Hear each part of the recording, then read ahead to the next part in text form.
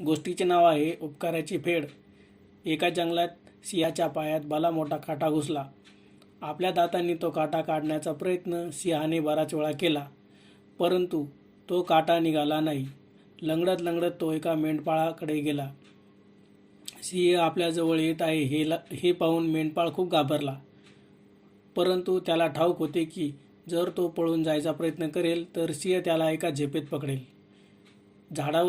झाडावर चढून बसावे तर जवळपास झाडही नव्हते. दुसरा कोणताच पर्याय नाही हे पाहून तो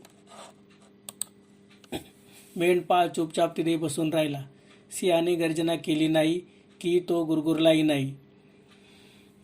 तो मेंढपाळाजवळ येऊन बसला आणि त्याने आपला पाय त्याच्यापुढे केला. सिंहाला आपली मदत पाहिजे हे त्या मेंढपाळाच्या लक्षात आले. त्याने सिंहाच्या पायातील काटा काढला. सिंह जसा आला तसाच तो जंगलाकडे निघून गेला. काही दिवसापूर्वी राजवाड्यात चोरी झाली होती.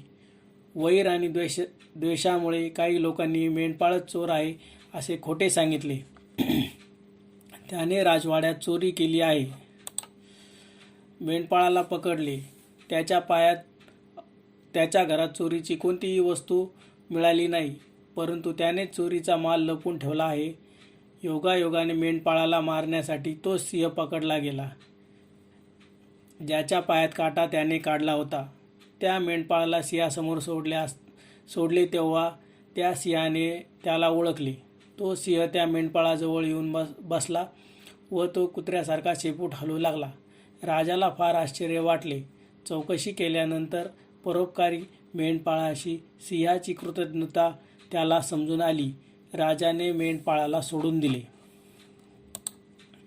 तात्पर्य: सिंहासारखा भयानक पशुही ज्याने आपल्यावर केलेले उपकार असतील त्याचे उपकार विसरत नाही.